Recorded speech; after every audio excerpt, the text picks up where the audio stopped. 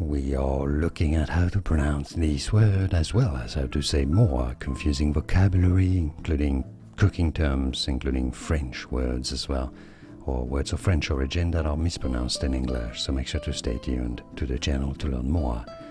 So this is said in French as croissant, croissant, and even if it's the plural, the T and the S in French are silent.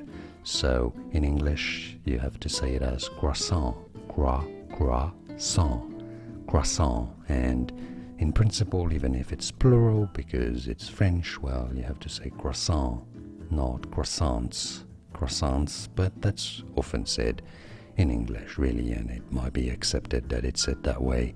Croissants, yes, you could say it, or croissant. And now you know. I hope this makes sense. Let me know in the comments, and more videos for you here to learn more correct pronunciations like this video if you found it useful. Thanks for your support and thanks for watching.